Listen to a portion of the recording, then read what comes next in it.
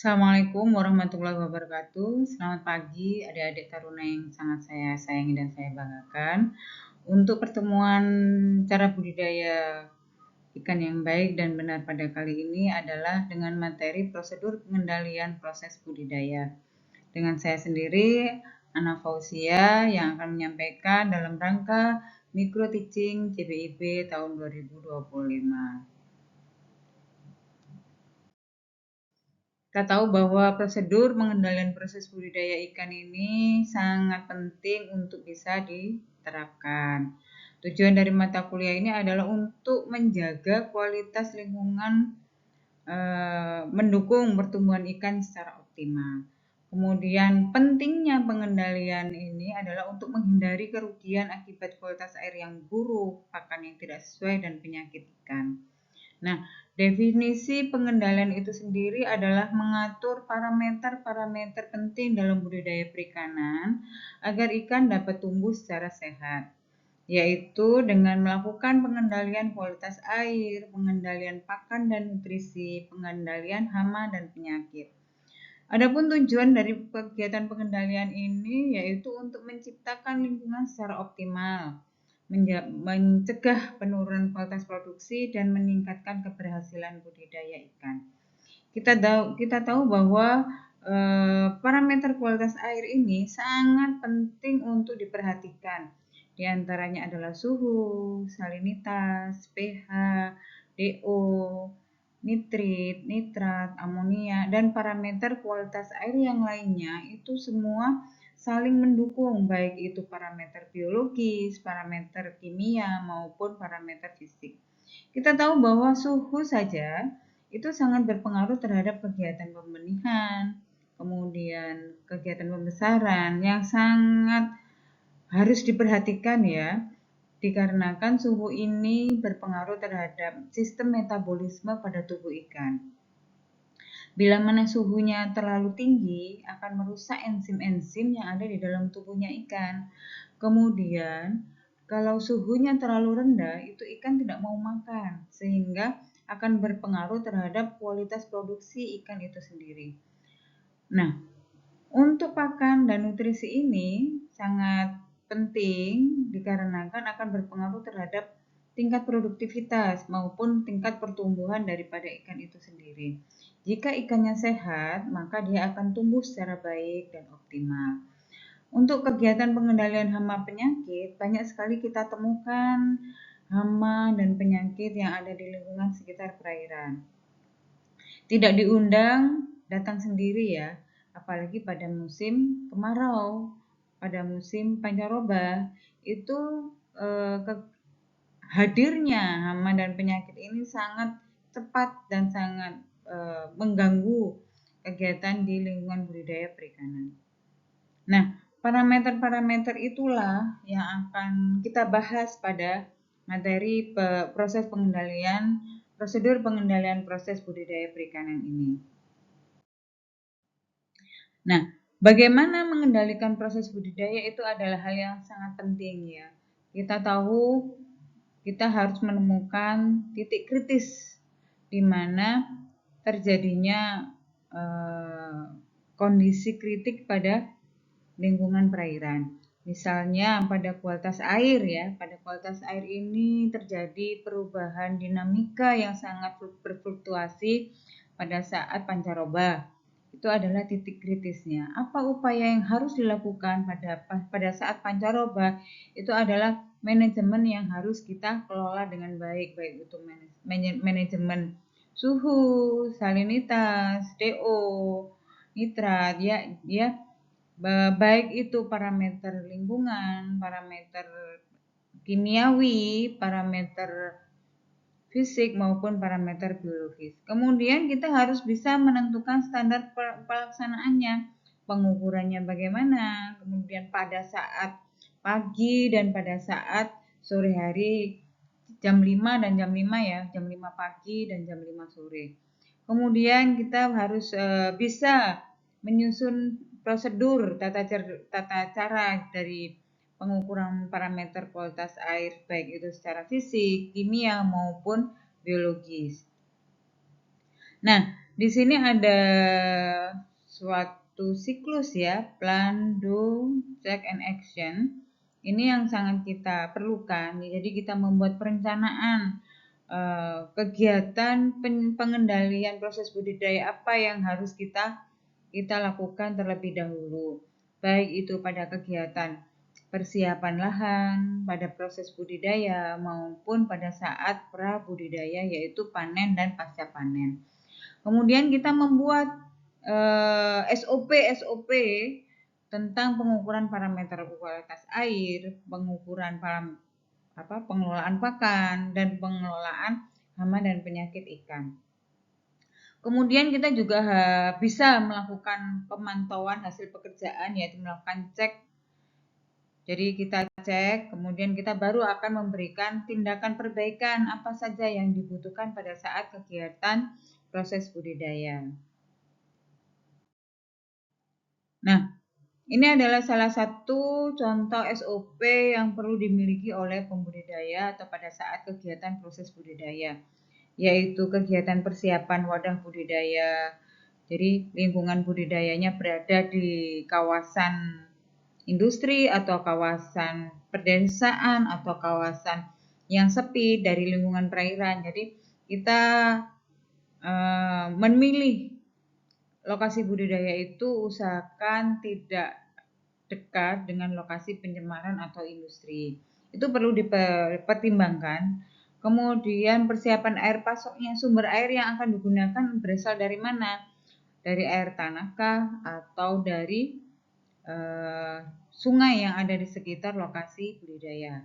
Kemudian pemilihan benih dan penebaran benih. Ini sangat penting, pemilihan benih ini harus didukung oleh sertifikat free pathogen atau SPF ya. Jadi benih yang bebas dari penyakit spesifik maupun bebas dari bahan-bahan kimia yang lainnya. Kemudian teknis penebaran benih mulai dilakukan dengan cara aklimatisasi, kemudian penebarannya dan kondisi perairan kondisi air yang akan dijadikan sebagai lokasi budidaya. Yang keempat yaitu kegiatan pengelolaan air, pemeliharaan ya. Kita tadi sudah saya sampaikan bahwa kualitas air ini sebagai wadah budidaya yang sangat penting untuk dilakukan perbaikan lingkungan budidayanya. Jadi kita harus bisa tahu sumber-sumber airnya dari mana. Misalnya jika air itu berasal dari sungai, kemudian ada masukan dari kegiatan antropogenis ya, kegiatan aktivitas manusia. Misalnya ada kegiatan persawahan, perkebunan, maupun kegiatan pertanian yang lainnya, itu akan memberikan dampak masuknya bahan-bahan kimia yang ada di lingkungan perairan. Sehingga kita tidak bisa langsung menggunakan airnya. Airnya harus kita berikan treatment terlebih dahulu. Misalnya dengan membuat kolam air yang air pengendapan, sehingga kita berikan perlakuan diendapkan selama 2 atau 3 hari sebelum air itu masuk ke lokasi budidaya kita. Itu sangat penting sekali supaya terjadi pengendapan, baik itu pengendapan bahan organik maupun pengendapan bahan-bahan kimia yang lainnya, sehingga ketika proses budidaya akan dilaksanakan itu sudah kualitas airnya sudah terbebas dari parameter, sudah terbebas dari bahan kimia tadi. Kemudian pengelolaan pakan. Pengelolaan pakan ini sangat penting untuk kita perhatikan ya. Jadi pakan itu berdasarkan pertama kita beli dan yang diberikan kepada ikan itu adalah pertama yang kita berikan adalah yang pertama kita beli, yaitu first in first out ya. Kemudian pengelolaan pakan ini harus dilihat jenis pakannya cocok dengan siklus atau tahapan-tahapan dari siklus hidup ikan itu sendiri, yaitu ikannya pada ukuran siklus ikan ketika larva, kemudian ketika ukuran yang sudah layak untuk budidaya itu ukurannya sudah berbeda. Kemudian ini yang harus diperhatikan adalah protein, kandungan proteinnya. Kandungan protein yang terbaik yang diberikan adalah dengan nilai 40%. Kemudian untuk pengelolaan kesehatan ikan ini sendiri itu juga sangat penting ya. Jadi ikan ini jangan sampai terkena bahan antibiotik. Apalagi antibiotiknya ini antibiotik kimia. Kemudian penggunaan bahan obat ikan dan bahan biologis lainnya itu hendaknya sesuai dengan sudah terdaftar di KKP. Jadi obat-obatan itu harus sudah terdaftar, baik itu obat kimia maupun obat dari bahan biologi lainnya. Kemudian persiapan panen dan pasca panen itu kita harus memperhatikan higienitas peralatan, higienitas wadah itu supaya ikan yang kita panen itu dapat dijamin layak untuk dikonsumsi. Itu jadi format ini dapat digunakan dengan kita pergunakan menyesuaikan dengan kondisi masing-masing lokasi budidaya. Jadi form ini harus kita bangun, kita susun sesuai dengan kondisi lokasi budidaya tersebut. Kemudian alur proses budidaya, kita tahu sendiri bahwa alur proses budidaya itu mulai dari persiapan wadah air, kemudian pengelolaan air, penebaran benih, pemeliharaan dan pemberian pakan, pengelolaan kesehatan ikan, panen, penanganan hasil dan packing dan pengiriman. Nah, dari prosedur budidaya tersebut itu kita harus mempunyai SPO masing-masing kegiatan tersebut. Misalnya nanti akan saya pada slide berikutnya akan saya sampaikan pemberian pakan dan pengelolaan kesehatan ikan. Nah, tanggung jawab harus ada penanggung jawabnya. Jadi penanggung jawabnya ini adalah teknisi ya, teknisi yang kita rekrut. Kemudian ada plan manager itu merencanakan seperti yang tadi, harus ada kegiatan perencanaan, kemudian sampai dengan kegiatan evaluasi kegiatan budidaya. Nah, SPO ini dari nomor 1 sampai dengan nomor 7 ini memang harus kita perhatikan, harus ada dalam proses kegiatan budidaya kita. Nah, ini pakan ya, tadi pada proses SPO pakan ya. Jadi kita harus melihat pakan ikan ini sesuai dengan kebutuhan fisiologis kita. Kemudian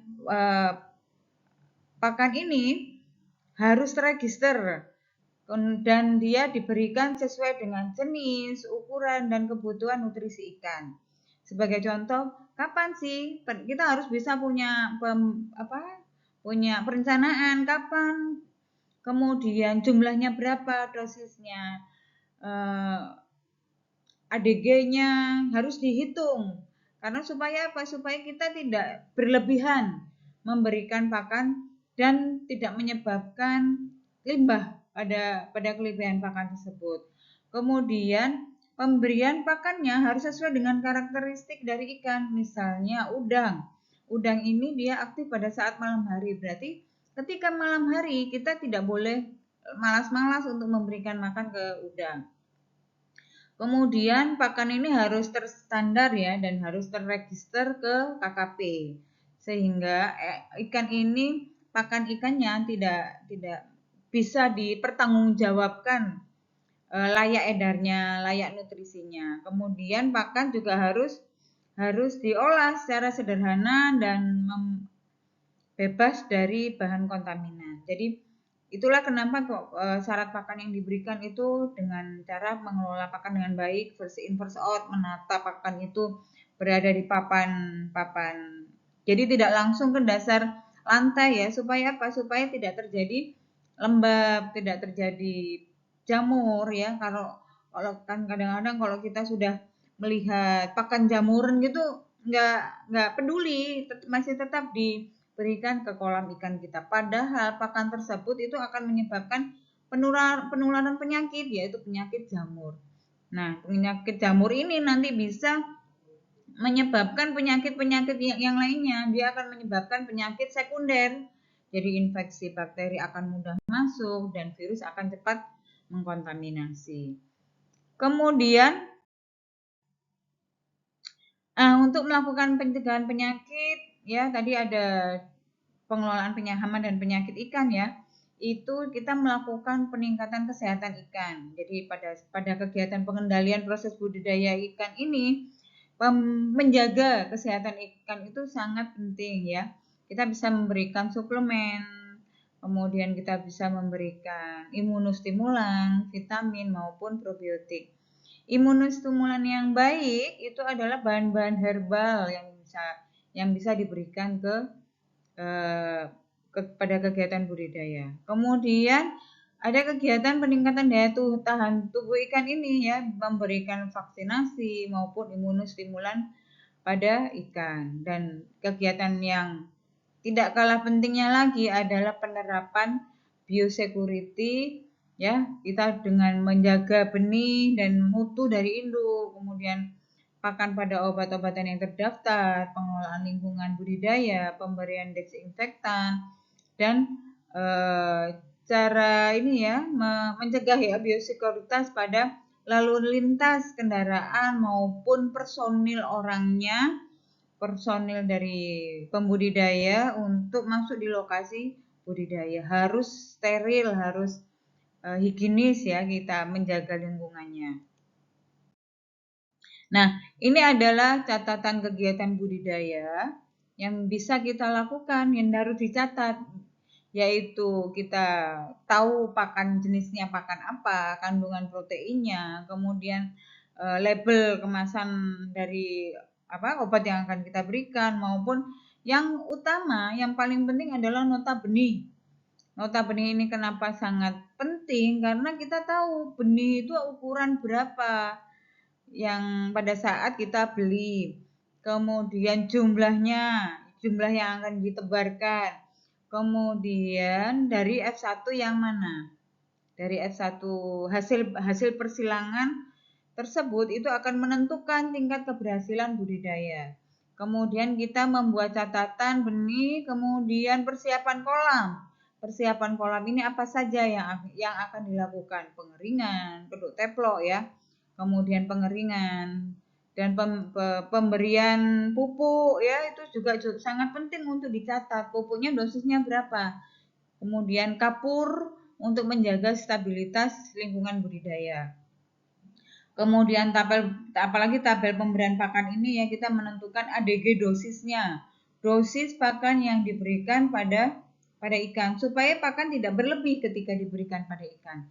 Karena dampak berlebihnya ikan ini juga akan menimbulkan hal yang buruk untuk kegiatan budidaya, yaitu meningkatnya bahan-bahan organik yang ada di dasar perairan. Kalau bahan organiknya sudah meningkat, akan terjadi proses nitrifikasi sehingga akan terjadi keracunan untuk ikan itu sendiri. Kemudian sampling kita melakukan sampling rutin ya.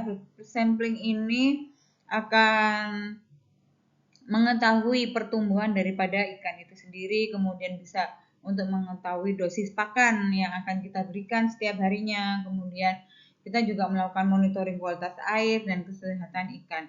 Jadi data catatan budidaya ini harus kita berikan dengan kita tulis dengan baik dan kita telusur traceability di sini. Jadi semua kegiatan budidaya ikan ini akan tercatat dengan baik. Kemudian kita juga melakukan pemantauan dan evaluasi tindakan perbaikan pada kegiatan budidaya yang sudah kita lakukan. Semisal bila mana kita tahu bahwa jika terjadi pada tebar tinggi, berarti DO yang dibutuhkan kan semakin banyak. Nah, itu kita akan tahu dosisnya berapa ppm oksigen yang dibutuhkan oleh ikan dengan pada tebar yang tinggi. Kemudian kalau pada tebarnya tinggi akan berpengaruh terhadap DO. Ya, DO-nya akan semakin turun. Nah, kemudian DO turun ini disebabkan oleh apa? Oh, ternyata pada tebar tinggi ini menyebabkan metabolisme ikan akan meningkat sehingga suhu di perairan akan semakin tinggi. Nah, itu harus kita kontrol. Bagaimana tindakan yang harus kita lakukan bila kondisi resiko ini akan memicu hadirnya penyakit yang semakin mengundang ya. apalagi kalau suhunya tinggi, metabolismenya tinggi, itu kan bisa menyebabkan dinamika parameter kualitas air ini berpengaruh terhadap metabolisme ikan. Sehingga apa yang harus kita lakukan? Menghitung kembali kapasitas oksigen perairan, kemudian menghitung kembali jumlah pakan yang akan diberikan. Kemudian kita bisa melakukan penjarangan. Penjarangan ini panen parsial ya, panen parsial ini kita lakukan supaya apa? Supaya ikan bisa dioptimalkan untuk terus melakukan pertumbuhan. Itu sehingga manajemen lingkungan, manajemen pakan, manajemen kesehatan ikan ini itu sangat-sangat penting dalam kegiatan proses budidaya. Jadi dengan melakukan pengendalian lingkungan, pengelolaan pH, suhu, oksigen, dan limbah. Kemudian kualitas air lingkungan itu harus dipertahankan supaya kolamnya tetap bersih dan ramah lingkungan. Dan pakan yang digunakan itu harus terdaftar, tercatat, dan terregister di KKP. Untuk kesehatan ikan harus kita pertahankan supaya ikannya menjadi bebas penyakit, baik itu bakteri, virus, maupun parasit. Sehingga dengan adanya kegiatan pengendalian proses budidaya ini itu sangat penting untuk menerapkan prinsip-prinsip budidaya yang ramah lingkungan dan berkelanjutan. Jadi rekomendasi yang saya sarankan untuk kegiatan prosedur pengendalian proses budidaya ini adalah selalu melakukan pemantauan rutin, melakukan pencatatan sesuai dengan SOP dan mengimplementasikan teknologi untuk meningkatkan efisiensi. Demikian paparan dari saya. Terima kasih atas perhatiannya. Wassalamualaikum warahmatullahi wabarakatuh.